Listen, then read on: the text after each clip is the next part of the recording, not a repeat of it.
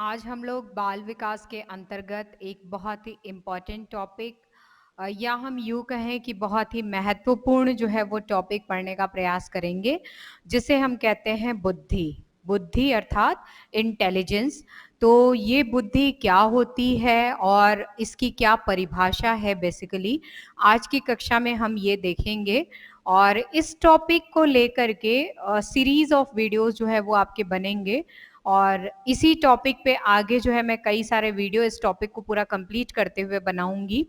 तो आप इन वीडियोस को रेगुलरली जो है वो देखते रहिएगा ताकि आपका ये जो टॉपिक है ये कंप्लीट हो सके। हम बात कर रहे हैं बुद्धि अर्थात इंटेलिजेंस की। तो जिस भी कॉम्पिटिटिव एग्जाम में या फिर किसी भी तरीके से अकादमिक परीक्षा में यानी कि एकेडमिक एग्जामिनेशन में अगर कहीं पे भी बाल विकास या फिर बाल मनोविज्ञान, ठीक है, मैं यहाँ पे मेंशन कर देती हूँ, बाल विकास या फिर बाल मनोविज्ञान, बाल विकास जिसे हम कहते हैं चाइल्ड डेवलपमेंट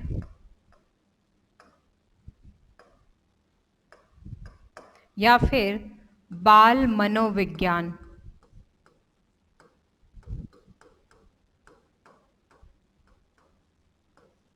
जिसे हम कहते हैं चाइल्ड साइकोलॉजी।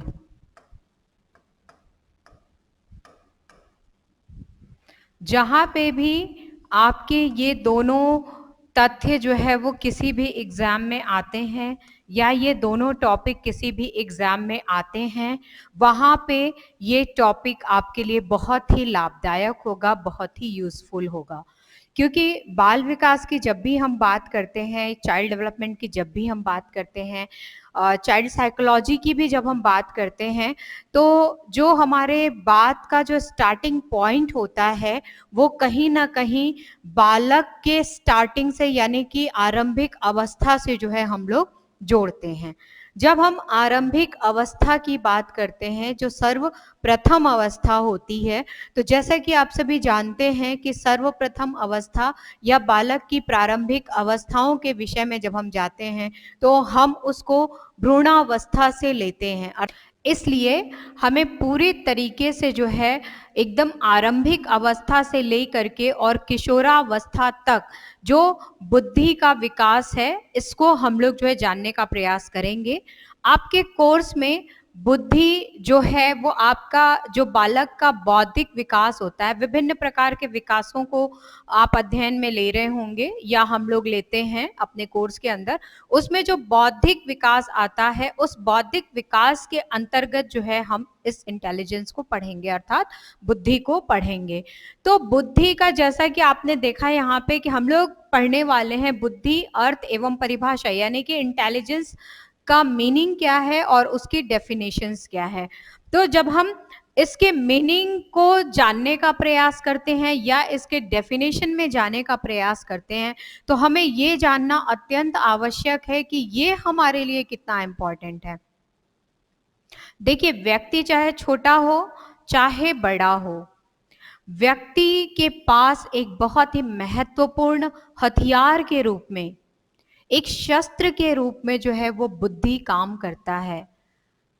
वो ऐसा शस्त्र होता है या व्यक्ति का ऐसा हथियार होता है जिससे किसी को बिना शारीरिक चोट के हम क्या कर सकते हैं, उस पर विजय प्राप्त कर सकते हैं।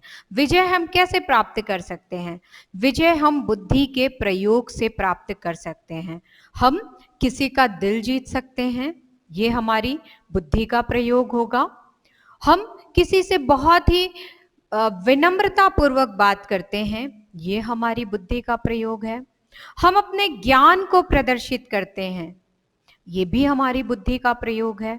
हम विभिन्न प्रकार के सांस्कृतिक परिवेशों में निवास करते हैं, उस संस्कृति को प्रदर्शित करते हैं, अगेन ये भी हमारी बुद्धि का परिचय देता है।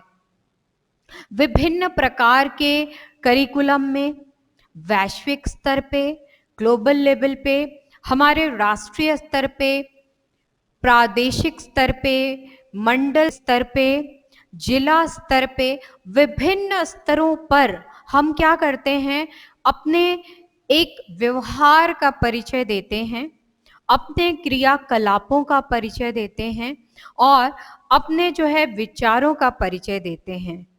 ये जो हम अपना परिचय देते हैं, ये क्या है? ये हमारा इंटेलिजेंस ही तो है, ये हमारी बुद्धि ही तो है। तो मानव के एक बहुत ही बेहतरीन हथियार के रूप में जो है वो बुद्धि क्या होती है, कारगर होती है और ये उसके साथ ही होती है। बुद्धि को समझने के लिए उसकी परिभाषाओं को समझना अत्यंत आवश्यक है। जब भी हम परिभाषाओं की बात करेंगे, देखिए बाल मनोविज्ञान और बाल विकास, ये दोनों ही जो हमारे पार्ट हैं, हमारे एकेडमिक करिकुलम का जो भाग है, इन दोनों भागों में हम लोग अनदेखा नहीं कर सकते। किसको अनदेखा नहीं कर सकते? विभिन्न प्रकार के विभिन्न मनोवैज्ञानिकों को। मैंने विभिन्न प्रकार क्यों बोला? क्योंकि एक जगह से नहीं है सभी मनोवैज्ञानिक, एक सदी के नहीं है सभी मनोवैज्ञानिक जिनको भी हम पढ़ रहे हैं, एक स्थान से भी नहीं है। तो इस वजह से अलग अलग स्थानों से बिलोंग करके अलग अलग सदियों में उन्होंने जो है क्या किया है, अलग अलग इनफैक्ट दशकों में विभिन्न प्रकार के मनोवैज्ञानिक जो है वो क्रियाशील रहे हुए हैं। अपने नित्य नए नए प्रयोगों को उन्होंने किया है और उसके बाद जो है प्रयोगों के आधार पर उन्होंने एक एक तथ्य के लिए जो है कुछ परिभाषाएं दी हैं। तो हम उन मनोवैज्ञानिकों को कभी इन सब तथ्यों के भीतर भूल नहीं सकते, ना ही हम उनको पीछे रख सकते हैं। तो इसलिए जो परिभाषाएं हम लेंगे, सबसे पहले हम मनोवैज्ञानिकों की परिभाषाएं लेते हैं कि उन्होंने बुद्धि के विषय में या बुद्धि के लिए क्या कहा है। उसके बाद एक साधारण परिभाषा क्या बन सकती है आम जन के लिए, या मेरे या आपके द्वारा वक्तव्यों के माध्यम से क्या हो सकता है, ये हम बाद में लेंगे। तो परिभाषाओं में अगर हम लोग देखते हैं तो सबसे पहली परिभाषा जो है मैं लेना चाहूंगी मैकडूगल की। मैकडूगल की परिभाषा को मैं क्यों लेना चाहती हूँ? क्योंकि जो उनकी परिभाषा है बुद्धि के लिए बिल्कुल साधारण है और बिल्कुल समझने योग्य है। तो सबसे पहले मैं पॉइंट वाइज जो है वो मैं लेकर के चलती हूँ। जो सबसे पहली परिभाषा है वो हम लेंगे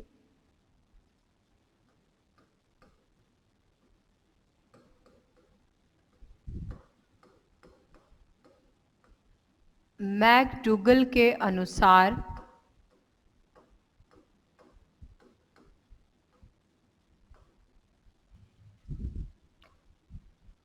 जहां पर प्रकृति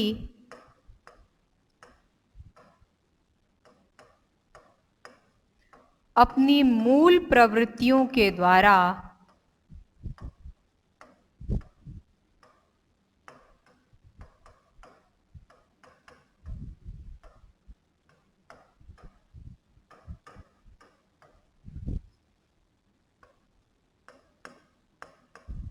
वातावरण की समस्याओं को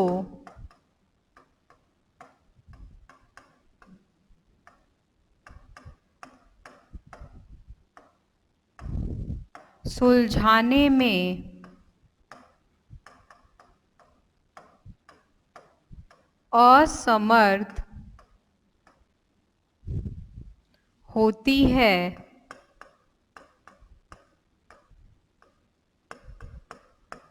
वहां पर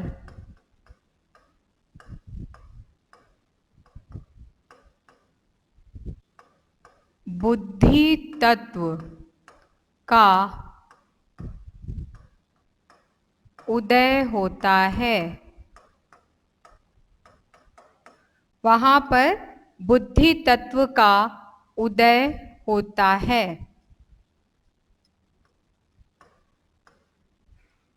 देखिए मैकडूगल के अनुसार बहुत ही साधारण डेफिनेशन इन्होंने दिया है बुद्धि के लिए, जहां पर प्रकृति अपनी मूल प्रवृत्तियों के द्वारा वातावरण की समस्याओं को यानी कि जो हमारी प्रकृति है, जो हमारा नेचर है, वो नेचर जो बिल्कुल अपने बेसिक स्तर पर जा करके जो हमारा एनवायरनमेंट है, एनवायरनमेंट की जो समस्याएं हैं, हमारे वातावरण की जो समस्याएं हैं, जिस वातावरण में हम रह रहे हैं, उनकी जो समस्याएं हैं, जब वहां पे प्रकृति जो है समस्याओं को सुलझाने में असमर्थ हो जाती है, तो उस स्थान पे क्या होता है, ये बुद्धि तत्व जो है वो विकसित होता है। यानी कि इंटेलिजेंस एलिमेंट्स जो है वो यहाँ से क्या होते हैं, पैदा होते हैं, जनरेट होते हैं या फिर ओरिजिनेट होते हैं। तो जहां पर भी प्रकृति जो है अपने वातावरणीय स्थिति में जो उसके मूल तत्व हैं, जब उनसे समस्याओं का समाधान नहीं कर पाती है,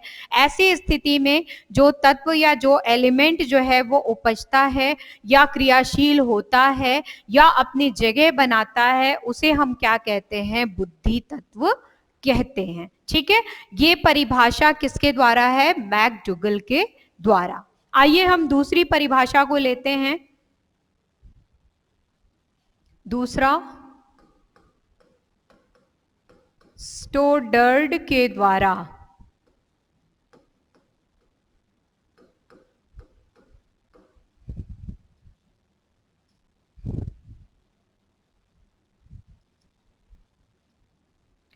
बुद्धि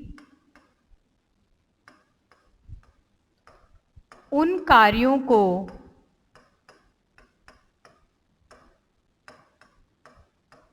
करने की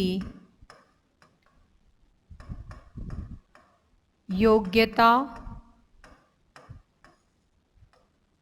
होती है जिसमें कठिनाई,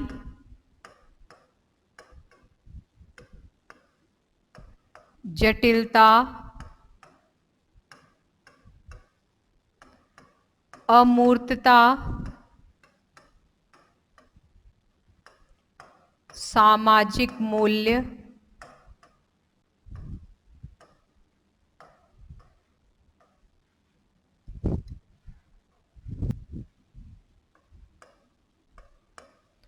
मितव्ययता,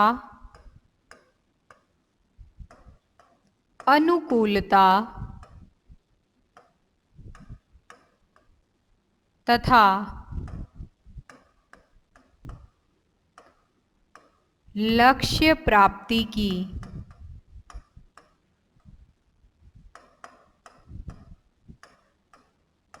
चेष्टा को लेकर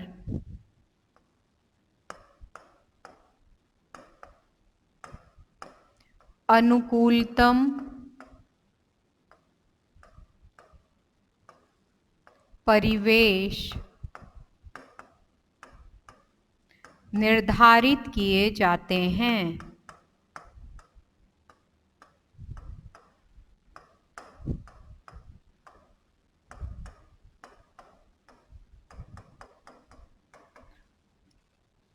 स्टोडर्ड के अनुसार बुद्धि क्या है, बुद्धि उन कार्यों को करने की योग्यता है।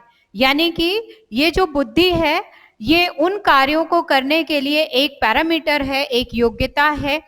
क्या है, जिसमें कठिनाई, ठीक है, जिसमें क्या होती है, कठिनाई होती है, जिस कार्य को करने में जटिलता होती है, जो अमूर्त रूप से हमारे सामने है, जिसमें कुछ सामाजिक मूल्य निहित हैं, जिसमें कुछ मितव्ययिता होती है, अर्थात हम कुछ उससे सीख सके, कुछ बचा सके, जिसमें कुछ अनुकूलता होती है, और लक्ष्य प्राप्ति की चेष्टा को लेकर के क्या होता है, अनुकूलतम परिवेश निर्धारित होता है।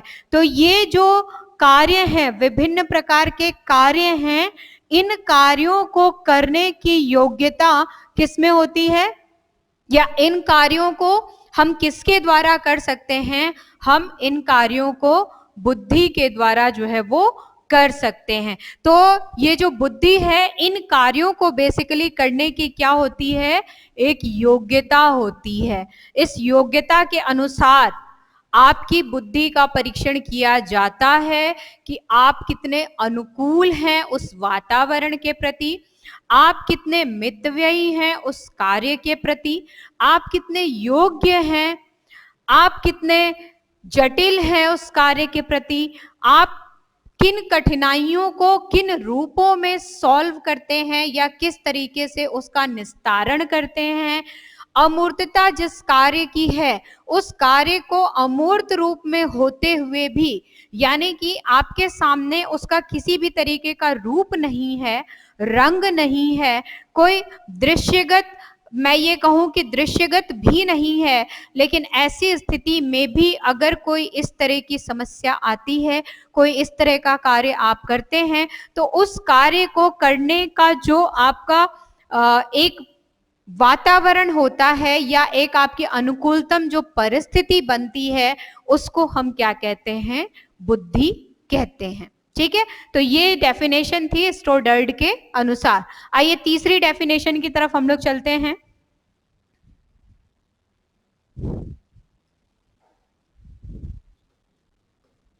टर्मन के अनुसार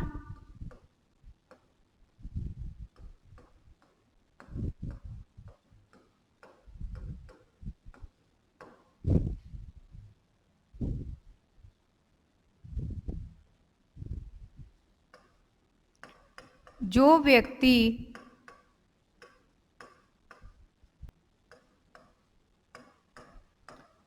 जितना अधिक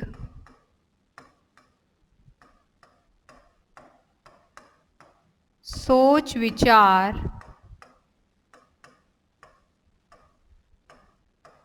कर सकता है,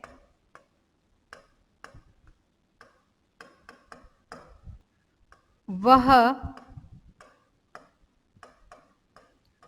उतनी ही अधिक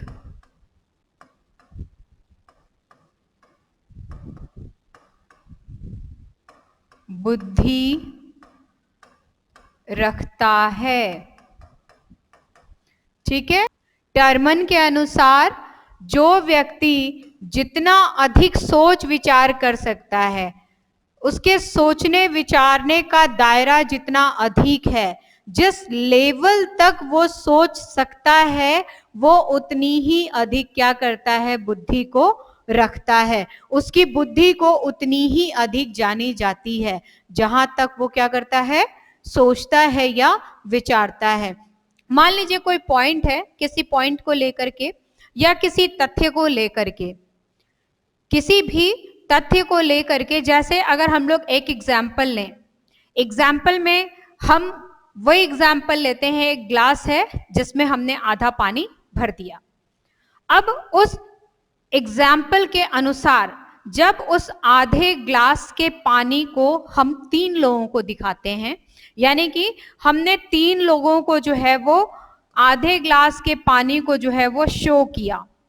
पहले ने कहा ग्लास आधी भरी है, दूसरे ने कहा ग्लास आधी खाली है। ठीक है, ये एक साधारण सा जो है एक इंप्रेशन है, एक साधारण सी विचारधारा है जो आपकी भी हो सकती है, जो मेरी भी हो सकती है, यानी कि हम लोग जो है इस तरीके से सोच सकते हैं। लेकिन हमने कहा है कि जो व्यक्ति जितना अधिक सोच विचार कर सकता है वो उतनी अधिक बुद्धि रखता है। अब एक जो तीसरा व्यक्ति है, इसी ग्लास को देख करके अपनी विचारधारा देता है, ग्लास में आधा पानी है, देखते हैं इसका प्रयोग कैसे करें। ठीक है, एक तीसरे व्यक्ति ने अपना विचार रखा, उसने अपनी बुद्धि का परिचय दिया, उसको भी दिखा कि ग्लास तो आधी खाली है, यानी कि पानी उसमें आधा ही है, जो ऑलरेडी मैंने भी दिया, जो ऑलरेडी आपने भी दिया, हम दोनों ने मिलकर यही तो तर्क दिया था। आप कह रहे हैं कि खाली है, मैंने कहा आधा भरा है। हम दोनों का जो कहने का तात्पर्य था या जो मीनिंग था वो यही तो था। लेकिन एक जो तीसरा व्यक्ति है वो क्या कह रहा है कि ग्लास में आधा पानी है, लेकिन अब देखना यह है कि इस पानी का हम सदुपयोग कैसे करें। यानी कि हमारी बुद्धि तो वहीं पे अटकी रह गई कि खाली और भरा हुआ है, लेकिन अगला ये सोच रहा है कि हम उसका सदुपयोग कैसे करें। या कोई चौथा व्यक्ति भी आ सकता है, वहां पे शामिल हो सकता है, उसका नजरिया भी जो है एक चौथे तरीके का हो सकता है। वो ये सोच सकता है, तीसरा ये सोच रहा है कि हम इसका प्रयोग करें कैसे करें, चौथा ये सोचेगा कि आधा है, इसमें किस तरीके से हम क्या करें कि ये पूरी की पूरी भर जाए। तो ये क्या होता है, अलग अलग जो है वो लोगों का विचार प्रदर्शन करने का तरीका होता है, लोगों की अपनी अलग अलग सोच होती है, जिसके हिसाब से टर्मन ये कहते हैं कि जिसकी सोचने विचारने की शक्ति जितनी अधिक होती है, उसमें जो है वो बुद्धि उतनी ही ज्यादा होती है। तो ये हमारी तीसरी डेफिनेशन थी। चौथे डेफिनेशन पे आते हैं।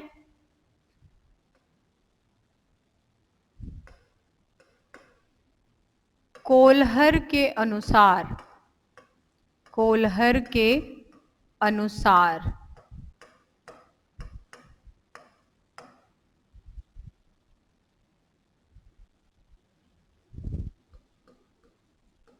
बुद्धि वह शक्ति है जिसके सहारे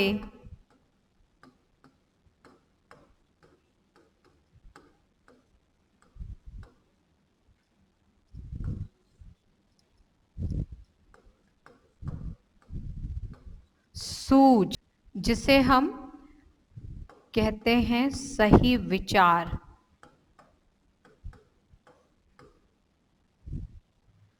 आ जाती है।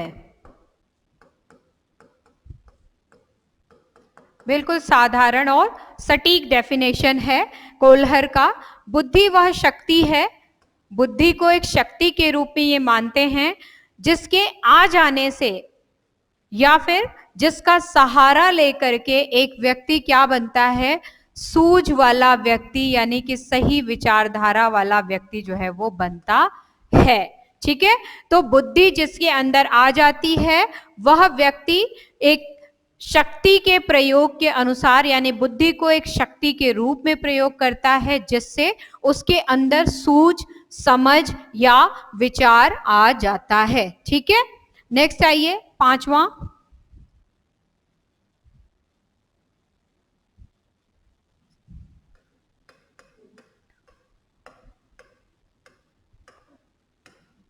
वुडवर्थ के अनुसार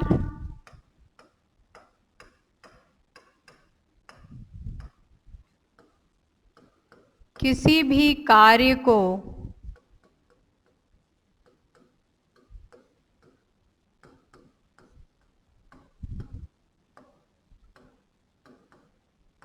अक्लमंदी से करना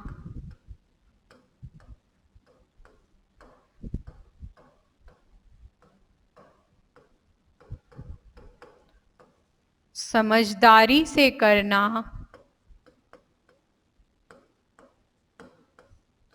तथा विवेक से करना ही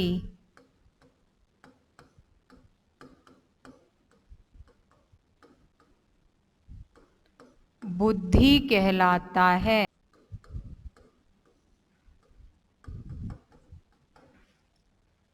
वुडवर्थ क्या कह रहे हैं, किसी भी कार्य को अक्लमंदी से करना, यानी कि आप अपने दिमाग का इस्तेमाल कर रहे हैं उस कार्य को करने के लिए। समझदारी से करना, यानी कि आप अपनी समझ का प्रयोग कर रहे हैं उसको करने के लिए। और विवेक से करना, यानी कि आप अपने विवेक का परिचय दे रहे हैं। इनसे अगर आप अपने इनकी सहायता से अगर अपने किसी भी कार्य को पूर्ण करते हैं, करने में सक्षम होते हैं, तो उसे ही हम क्या कहते हैं, उसे ही हम बुद्धि कहते हैं। ठीक है, ये किसके अनुसार है, वुडवर्थ के अनुसार। नेक्स्ट आते हैं हम छठवां, बर्ट के अनुसार। बर्ट के अनुसार बुद्धि सापेक्ष रूप में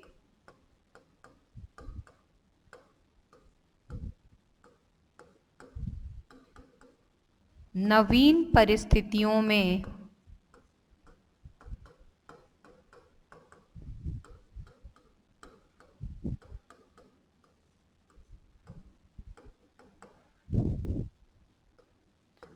अभियोजित करने की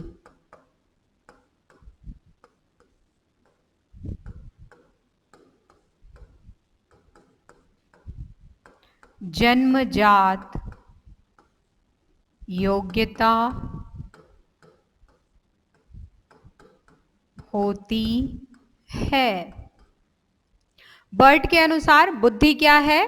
बुद्धि सापेक्ष रूप में नवीन परिस्थितियों में, किसी भी नई परिस्थिति में, किसी भी नए वातावरण में, किसी भी न्यू एनवायरनमेंट में जब अभियोजित होती है, यानी कि हम किसी भी नए वातावरण के साथ, किसी नए परिस्थिति के साथ जो है क्रिया करते हैं या उसके क्रियाशीलता में अपने आप को जो है वो ढालने का प्रयास करते हैं, या उन परिस्थितियों में किसी भी तरीके से किसी कार्य में सफलता की ओर अपने आप को दृष्टिगत करते हैं, तो वहां पे जो हमारी अपनी योग्यता होती है वो क्या कहलाती है?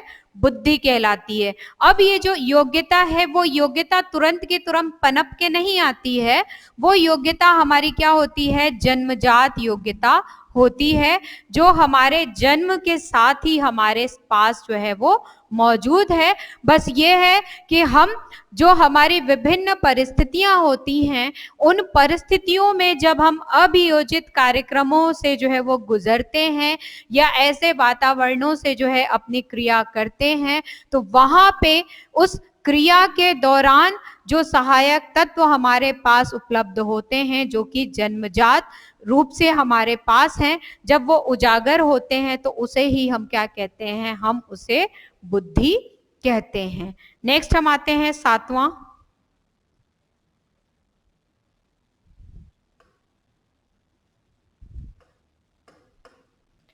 टर्मन के अनुसार, टर्मन के अनुसार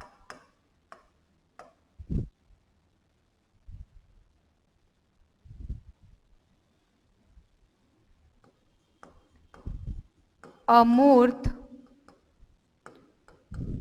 वस्तुओं के विषय में सोचने की योग्यता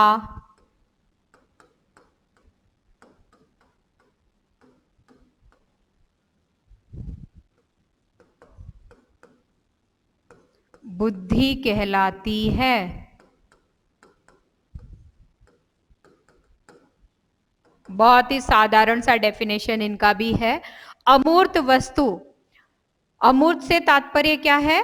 जिसका कोई रूप नहीं है, ठीक है, जिसका किसी भी तरीके का रूप नहीं है। जब ऐसे वस्तुओं के विषय में क्या करते हैं? हम सोचते हैं, तो वो जो सोचने की योग्यता होती है, उस सोच की जो एलिजिबिलिटी होती है, जो दायरा होता है, जो क्राइटेरिया होता है, जो सोच का एनवायरनमेंट होता है, ये सब चीजें क्या कहलाती हैं? बुद्धि कहलाती है। नेक्स्ट आइए 8वां, बकिंघम के अनुसार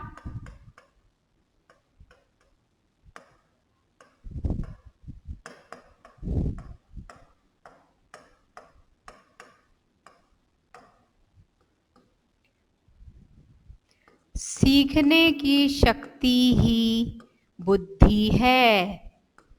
सीखने की शक्ति ही बुद्धि है, ठीक है। अब तक की सबसे सटीक परिभाषा, या अगर देखें तो सही मायने में सबसे बेस्ट परिभाषा जो है वो बकिंघम की है। बिल्कुल एक लाइन में डिफाइन किया इन्होंने, इतना शॉर्ट एंड स्वीट डेफिनेशन इन्होंने दिया है। जो सीखता है, मनुष्य जो सीखता है, उसके जो सीखने की जो शक्ति होती है, यानी कि जो भी क्रियाकलाप वो करता है दिन प्रतिदिन वो कुछ न कुछ नया सीखता ही रहता है। आप लोगों ने बहुत बार देखा होगा, सीखने का किसी उम्र से कोई लेना देना नहीं है। ठीक है, व्यक्ति अपने उम्र के पड़ाव पर, हर एक पड़ाव पर कुछ न कुछ सीखता रहता है। तो जो सीखने की शक्ति होती है, इसी को क्या कहते हैं हम? बुद्धि या इंटेलिजेंट कहते हैं। किसके अनुसार? बकिंघम के अनुसार। नेक्स्ट आइए, 9वां,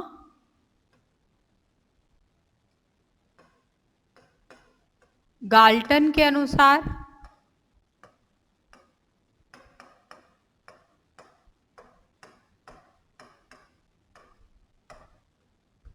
बुद्धि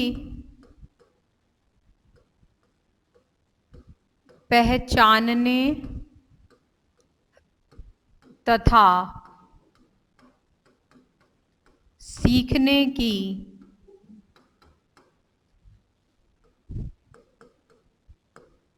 शक्ति है। ऊपर जो है बकिंघम ने क्या कहा था? सीखने की शक्ति बुद्धि है, लेकिन गाल्टन जी के अनुसार बुद्धि क्या है? बुद्धि पहचानने तथा सीखने, यहाँ पे एक कॉमा आएगा, जो हम किसी चीज को पहचानते हैं, पहचान करके जो हमारे लिए उपयोगी होता है या जो हमारे लिए काम का होता है या जिनसे हम कुछ सबक ले सकें, ऐसी चीजें क्या होती हैं? ये पहचानी हुई, पहचानने योग्य होती हैं। तो पहचान करके जो हम लोग सीख लेते हैं, पहचानना तथा सीखना जो होता है, ये क्या कहलाता है? ये जो इसकी जो शक्ति होती है, ये क्या कहलाती है? ये बुद्धि कहलाती है, जिसमें हम पहचान करके कुछ सीख रहे हैं, यानी कि हम जान रहे हैं, हम समझ रहे हैं उस सीख को कि ये सीख हमारे लिए भली भांति है, नहीं है, सही है, नहीं है, इसका दृष्टिकोण सकारात्मक है, किसी के लिए लाभदायक है या नहीं है, यानी कि ये सारे एस्पेक्ट्स जो है वो ले करके जब हम कुछ सीखने का प्रयास करते हैं तो उसे हम क्या कहते हैं? बुद्धि कहते हैं। किसके अनुसार? गाल्टन के अनुसार। नेक्स्ट,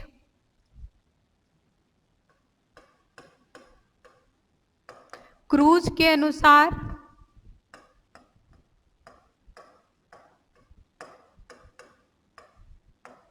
बुद्धि नवीन तथा भिन्न परिस्थितियों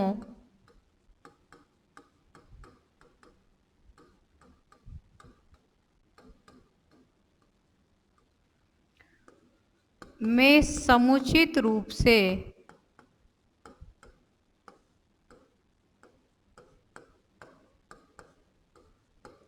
समायोजन करने की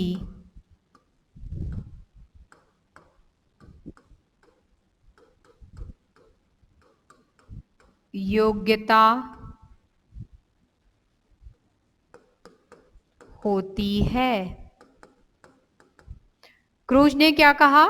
बुद्धि नवीन तथा भिन्न परिस्थितियों में, यानी कि किसी भी नई और बिल्कुल भिन्न, भिन्न से तात्पर्य बिल्कुल अलग परिस्थिति जिसमें आप इंटरैक्ट नहीं हुए हो पहले, या आपके लिए बिल्कुल वो नवीनतम हो, तो नवीन और भिन्न परिस्थितियों में जब समुचित रूप से क्या होता है?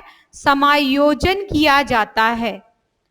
जब हम बिल्कुल भिन्न परिस्थिति में अपने आप को समायोजित करते हैं, यानी कि उनके साथ तारतम्यता बनाते हैं और वहां पर अपने क्रियाकलाप को क्या करते हैं? अग्रसित करते हैं, तो वो जो योग्यता होती है, उस योग्यता को हम क्या कहते हैं? बुद्धि कहते हैं।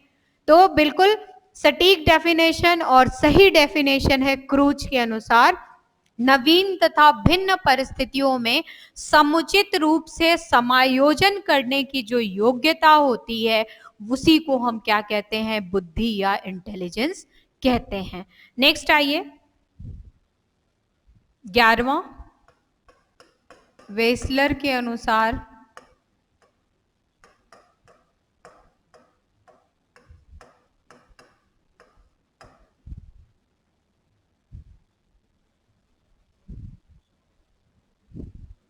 व्यक्ति द्वारा किसी विशेष उद्देश्य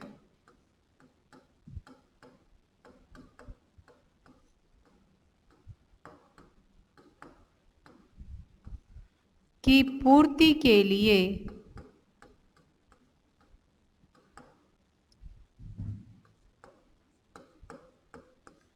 कार्य करने,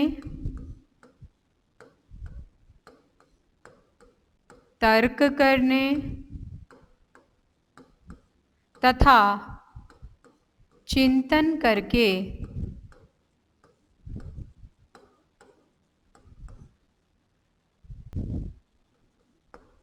अपने पर्यावरण के साथ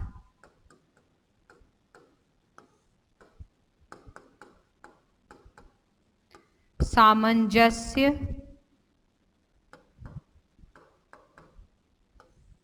एवं अभियोजन का सार्वभौम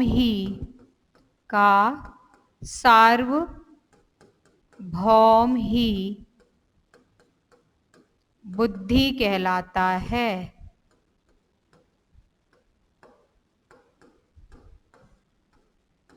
काफी बड़ी डेफिनेशन है। वेस्लर के अनुसार व्यक्ति द्वारा किसी उद्देश्य की पूर्ति, ठीक है, कोई उद्देश्य यानी कि कोई ऑब्जेक्टिव हमने पहले से डिफाइन कर रखा है, हम उसको पूरा करने के लिए, यानी कि हमारा जो ऑब्जेक्टिव है जो प्री डिफाइंड है, यानी कि उद्देश्य हमारा पहले से निर्धारित है, उसको पूरा करने के लिए कार्य करने, तर्क करने और चिंतन करने, इन तीनों को जो है हम क्या करेंगे, समाहित करेंगे। देखिए, कार्य, तर्क और चिंतन, इनको करने के लिए अपने पर्यावरण के साथ ये दो चीजें और है, सामंजस्य और अभियोजन, यानी कि उनके साथ जो है तारतम्यता जो बिठा करके जो सार्वभौम कार्य जो है हम लोग कर रहे हैं, यानी कि सभी को दृष्टिगत है, सत्यापित है, सभी उसको देख सकते हैं, समझ सकते हैं, जान सकते हैं और हम भी उसको जस्टिफाई कर सकते हैं, हम भी उसके लिए आंसरेबल हैं, हम उत्तरदायित्वों के रूप में उसको लेकर के चल रहे हैं। ये क्या है? सार्वभौम से तात्पर्य क्या है? जो कोई भी कर सकता है, जिसका आंसर कोई भी दे सकता है, जिसको किसी भी तरीके के उत्तरदायित्वों में लिया जा सकता है, इस तरीके के जो कार्य होते हैं, इसी को हम क्या कहते हैं? बुद्धि कहते हैं। एक बार फिर से देख लीजिए, व्यक्ति के द्वारा किसी विशेष उद्देश्यों की पूर्ति के लिए कार्य करने, तर्क करने और चिंतन करके अपने पर्यावरण के साथ सामंजस्य और अभियोजन करने का जो सार्वभौम तत्व होता है, उसे ही हम क्या कहते हैं? बुद्धि कहते हैं। ये परिभाषा है वेस्लर के अनुसार। नेक्स्ट आते हैं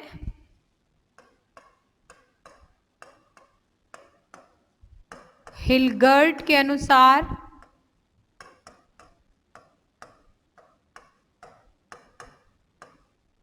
बुद्धि वह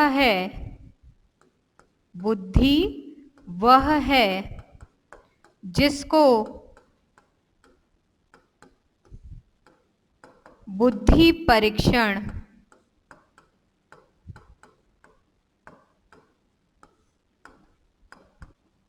मापते हैं। बुद्धि वह है जिसको बुद्धि परीक्षण मापते हैं।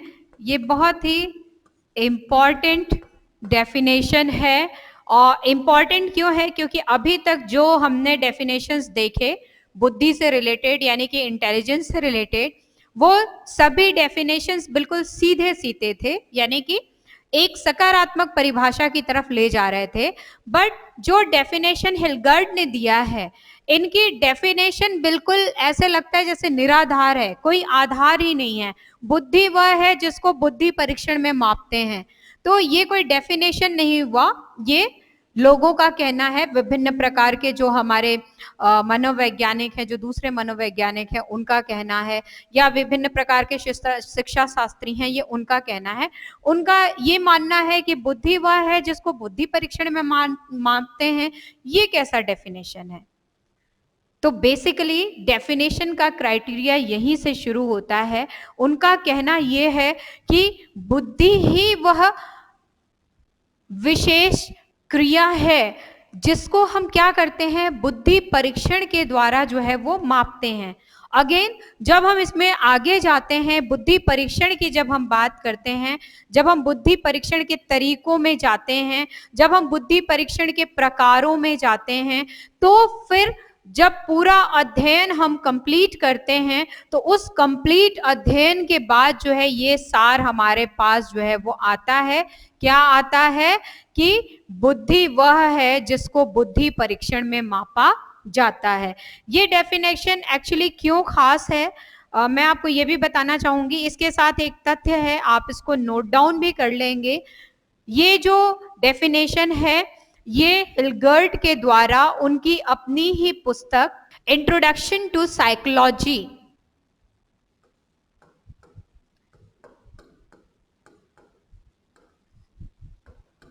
इंट्रोडक्शन टू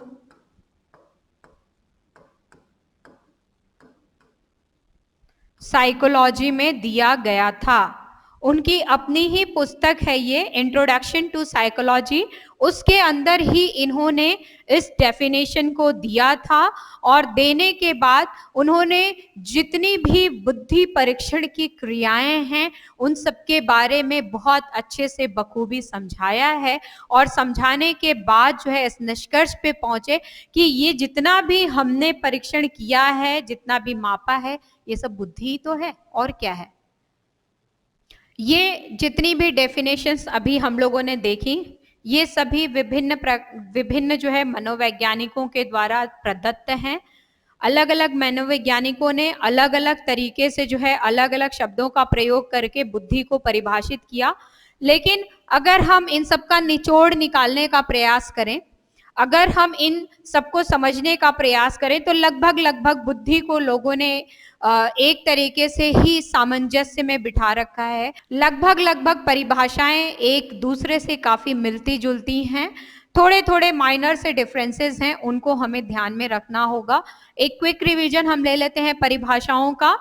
मैकडूगल के अनुसार, जहां पर प्रकृति अपनी मूल प्रवृत्तियों के द्वारा वातावरण की समस्याओं को सुलझाने में असमर्थ होती है, वहां पर बुद्धि तत्व का क्या होता है, उदय होता है। तो बुद्धि का आरंभ जो है, एक तरीके से अगर हम लोग देखने का प्रयास करें और मैकडूगल को अगर हम लोग समझने की कोशिश करें, तो उनके अनुसार जो है वो बुद्धि तत्व का विकास जहां से होता है, वही क्या कहलाती है, बुद्धि कहलाती है। ठीक है, नेक्स्ट आइए, सेकेंड अगर हम लोग आते हैं, स्टोडर्ड के अनुसार बुद्धि उन कार्यों को करने की योग्यता है जिसमें कठिनाई, जटिलता, अमूर्तता, सामाजिक मूल्य, मितव्ययिता, अनुकूलता तथा लक्ष्य प्राप्ति की चेष्टा को लेकर अनुकूलतम परिवेश निर्धारित किए जाते हैं। टर्मन के अनुसार, जो व्यक्ति जितना अधिक सोच विचार कर सकता है, वह उतनी ही अधिक बुद्धि रखता है। मैंने आपको ये एग्जाम्पल भी दे दिया था। नेक्स्ट, कोल्हर के अनुसार,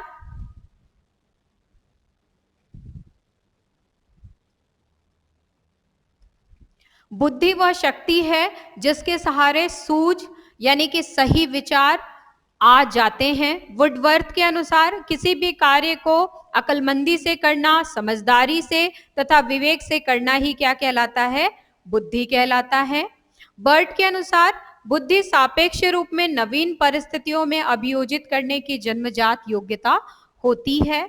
नेक्स्ट, टर्मन के अनुसार, अमूर्त वस्तुओं के विषय में सोचने की योग्यता को क्या कहते हैं, बुद्धि कहते हैं। बकिंघम के अनुसार, सीखने की शक्ति ही क्या कहलाती है, बुद्धि कहलाती है। सीखने की शक्ति क्या कहलाती है, बुद्धि कहलाती है।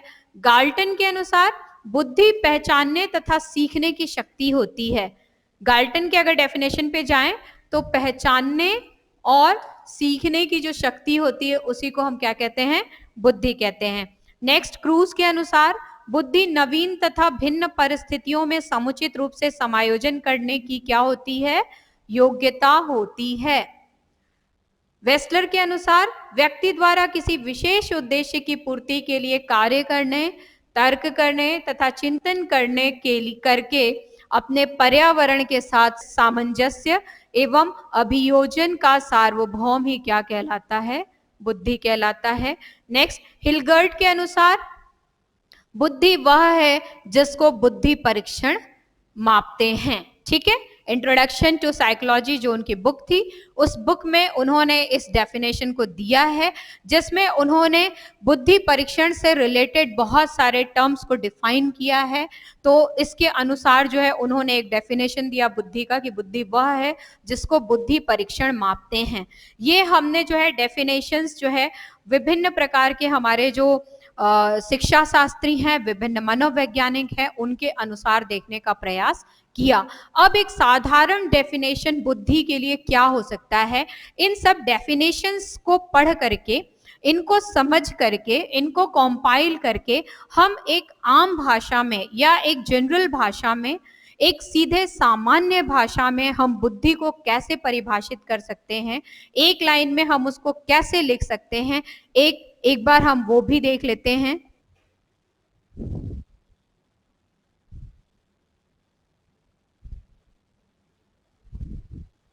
अगर मैं एक साधारण शब्द में कहना चाहूं तो कार्य एवं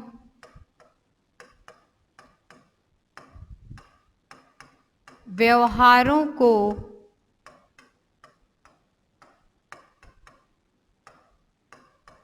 आंकने का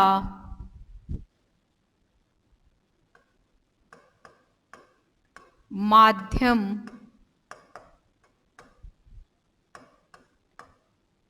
बुद्धि कहलाता है। अगर हमने जितना भी ऊपर डेफिनेशन देखा, उन डेफिनेशंस के अनुसार एक शब्द में, एक लाइन में अगर हमें डिफाइन करना पड़े, साधारण शब्द में अगर हमें इसे करना पड़े, तो कार्य एवं व्यवहारों को जो हम आंकते हैं, विभिन्न प्रकार के क्रियाकलाप जो मानव के द्वारा किए जाते हैं, विभिन्न व्यवहार जो उसके द्वारा प्रदर्शित किए जाते हैं, उनका जब हम आकलन करते हैं तो आंकले का जो माध्यम होता है उसे ही हम क्या कहते हैं?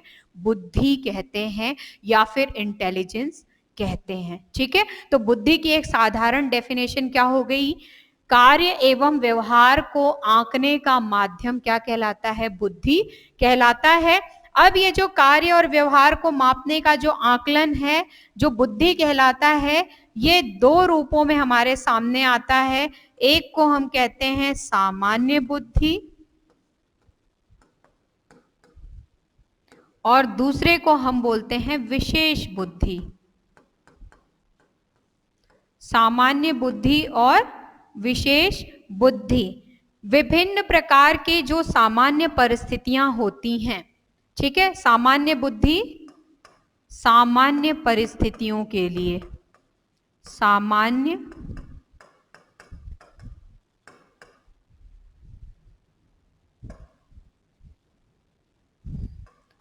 परिस्थितियों के लिए और विशेष बुद्धि विशिष्ट परिस्थितियों के लिए।